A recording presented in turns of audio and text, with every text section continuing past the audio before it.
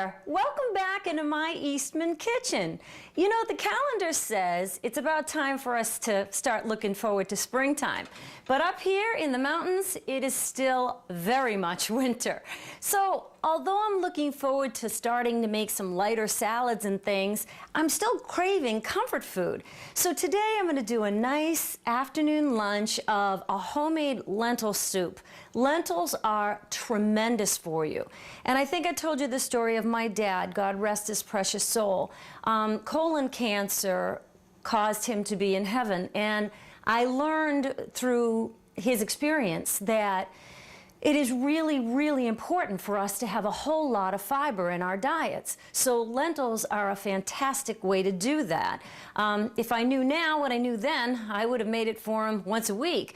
But not only do lentils have great vitamins and fiber, but they also have a lot of terrific minerals. So it's something that I feel really good about showing you how to make. And everybody knows all about panini. Panini is everywhere. All the sandwich places are doing it. All the restaurants are doing it. I am going to do my very simple version because I don't like it stacked with all kinds of things, but you can stack it with anything you want. So let's just do a nice little soup and sandwich afternoon and enjoy this beautiful time. Spring will come eventually, but until it does, let's just stay warm and comfy. I'll be right back. Okay, let's make soup. Now, the ingredient list that I'm going to give to you is going to make enough soup for a nice afternoon lunch for 2 to 3 folks. Obviously, in Braintree, I would be doubling these amounts, but since it's just me up here, I don't need 5 servings of soup.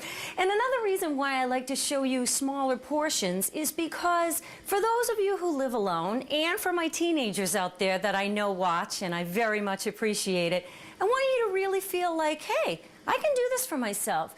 Any of us can open a can of soup, but the sodium content in some of them is just sky high, and it's really not that good for you. So I want to encourage you to make your own homemade soups. So here we go. On the back burner, I just got some water going because what I'm going to do with this soup, by itself, it's a brothy, delicious bean soup. What I'm going to do is make it a little bit creamier, and then to make it good and hearty, to literally make a meal out of it, I am going to add my absolute favorite small little shells. You can use ditalini, you can use pastina, you can use the adorable little alphabet pastas, but I love these, and I think I showed you these when we did minestrone soup many episodes ago. So this is getting cranking, so I will plop the pasta in because when I'm putting pasta in a soup, you know, I can just leave it. It's no big deal. So I'm just going to throw a couple of handfuls in, and I'm going to keep it moving and grooving here. Just a little spatula will do just fine. So we're going to keep an eye on it. You know, a small pasta like this, 5 minutes maybe, it'll be fine. And even if you want to just undercook it a little, because it's going to finish in the soup. So we'll get that going, then we'll just turn it off and let it hang for a bit while we get the soup going. Okay, so let me get my board, because we're going to need to chop some good things.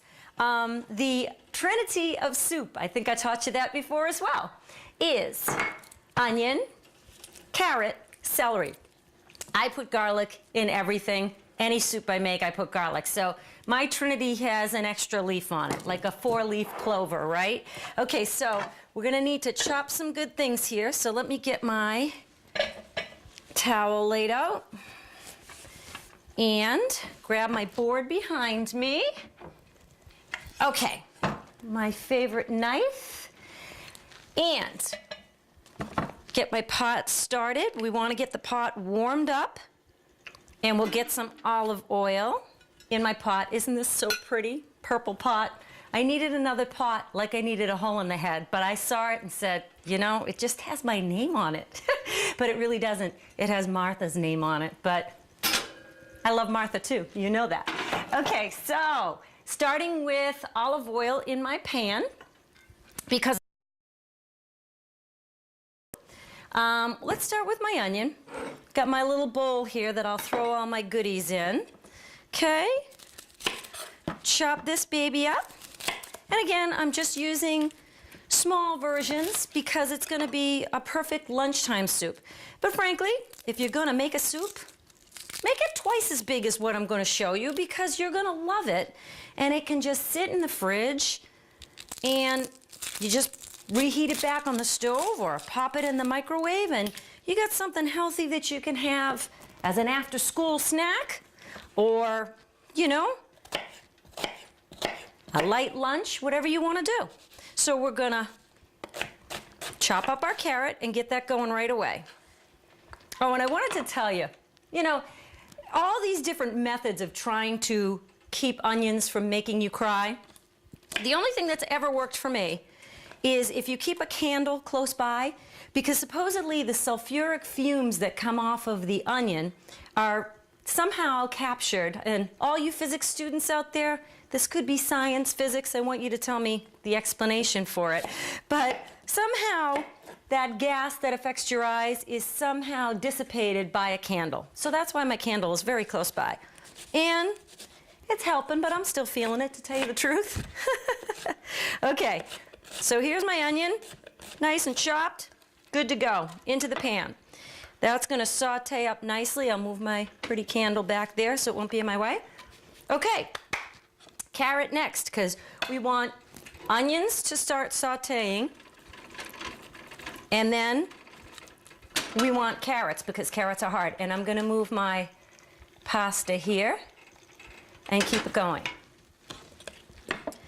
Okay, my candle trick didn't work. I'm going to grab a Kleenex. Give me 1 second. Well, so much for my long explanation about onion fumes. I tried it in Braintree and it worked. I think I might have had a bigger candle. I don't know. But anyway, onion sauteing beautifully, pasta getting soft. Everything's great. Now we're going to get our carrot. Where's my peeler?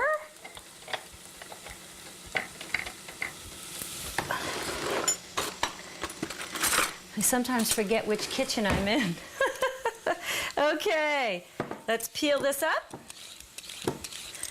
and get that in there. Now, when you make soup, I think I taught you when we did minestrone soup, if you want it speedy quick, you make the pieces really small. I am in New Hampshire. I am in no rush. So I absolutely love when a soup has those nice little cubes of carrots, kind of like the Campbell's chicken noodle soup. I mean, I can't make them perfect, obviously, because I'm using a knife and I'm not using a machine. But I do like those nice small pieces. So that's what I'm going to do with my carrot. Okay. Perfect. And still got a little bit of onion there. I'll put that in too. Now my celery. Take your ends off. And again, I like to make those just about the same size. And I think I mentioned this before too. I think celery greens on the top add a nice flavor and a nice look to a soup, so I never throw them away. You just trim the very, very end, obviously, because it can get a little bit brownish. So let's chop those and put those in as well. And I don't think I need this gigantic stalk. And we'll get those in there too. And that is the basis for not just our lentil soup, but any soup at all. Celery, onion, carrot, and I should stop sharing these, shouldn't I? And I'll grab one of these for my soup. Okay, and again, as I've mentioned to you many times, I love my garlic. I'm going to prep my garlic, but you don't put garlic into a hot pan when things are sauteing away if there's a possibility that the heat in that pan could burn your garlic. And I can hear this sizzling. I'm sure you can too. So I don't want to risk it. So I will pop myself a clove. Boy, I got some nice fresh ones. I got to put my whole body into that. Okay, so I'm just going to pop it with the back of my knife and sit it on the side of my board and have it ready to go. But I'm not gonna put it in yet, so it won't burn. If garlic does burn, it's bitter. That will ruin a sauce, a soup, anything. So we certainly don't wanna do that. So, does this get any easier? If you're going to do lentils, which I hope you will because of how healthy they are, the reason why I love them is I'm not into the soaking beans overnight just because I don't always think the night before that, oh, I want to make a bean soup tomorrow. So I tend to use canned beans because they're quick and simple for me. I always, when I use canned beans, rinse them under water because you want to take, again, as much of that sodium off as you can. But the beauty of lentils is not only do they have the vitamins, the niacin, all these great things, they're small. They're very, very small. So they can go right in just like this. And so I'm going to put in a few handfuls. If you really want a measurement, this soup I'm going to use 2 cans of broth. So I'm going to say half a cup of lentils should be good. Okay, if you make it and try it and you like more, put in more. So all I'm doing now is just putting my lentils in with the vegetables to make sure that they are covered in olive oil so that they get a nice coating on them. So when I pop up my heat and I put in my broth, then they're gonna start softening up right away. Before we move to the next step and add the broth, I'm gonna just bring the camera over so you can see how you should let this look. And ordinarily I just sweat onions, but in this kind of a soup, I want a richness to it, so I kind of brown them a little bit. So I want you to see how it should look. I'll bring the camera, and then we'll move on to the next step. It smells awesome.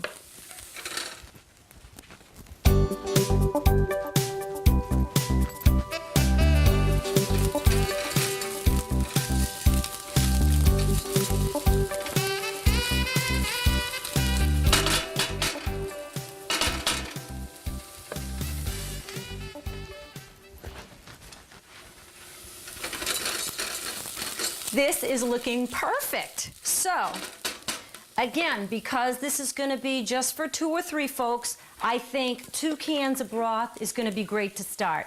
If you like a soup really thick, that's a good start. If you like it thinner, then go for another can of stock. Use what you like. Vegetarian stock would be fine. I usually use chicken, and of course it's fat-free and low sodium, but I decided because I want this to be kind of hearty, and I decided to add a beef too. When you combine a beef and a chicken stock, it makes it very similar to a veal stock, and I thought it would be kind of a nice mix with this. So let me get my can opener. Now I'm going to crank my heat right up. I have not put my garlic in yet. I will do that after I get my broths in. So I'm going to just pop these babies and get those in. And yes, yes, yes, that's what I want. So we're going to bring our soup to a boil. And then we're going to kick it back just a bit and just let it simmer for a while until the lentils soften up. Now, it's been my experience with, like we said, about a half a cup of lentils. It might be done within 20 minutes or so. Count on 30. And just let it simmer nicely while you check your email or read something or say a prayer, whatever you ordinarily would do while you wait for something to cook. So this is gonna be really nice. Now let me tell you about seasonings, because I always do low sodium broths because I think I've explained that as well. I want to control how much sodium is in what I'm making. I tend to not even start tasting until after it's come up to a boil and, you know, the flavors of the vegetables have started to really develop in my soup. In goes my garlic now. I don't even chop it because it kind of just gets mellow, and I don't mind getting that nice big chunk of garlic. We're gonna just see how these little, let me get my slotted spoon. I'm gonna check on my pasta, which I bet is almost done. And if it is, as I said, oh, perfect. Okay. Turn that off. Let it just sit there, because once our soup is done, I keep my pasta separate, because pasta is going to absorb all of your broth. And when I show you after our simmering time has elapsed how I'm going to make this soup a little bit creamier, then that's just going to add another element, and I don't want it soaking up my broth. So that's why we leave the pasta on the side. So seasonings. I absolutely love cumin. It's in chili, it's in Mexican.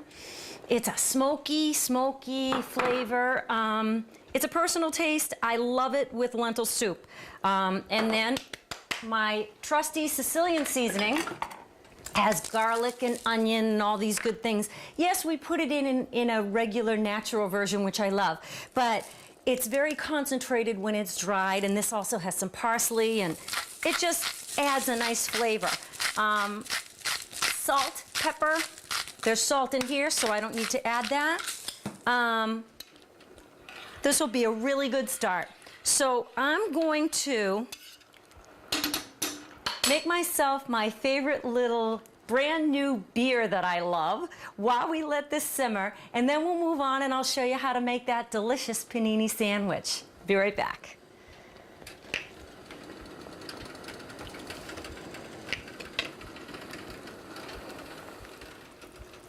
The soup is looking great and smelling even better. I'm getting a nice facial. I fell in love with the pumpkin beers, the seasonal beers.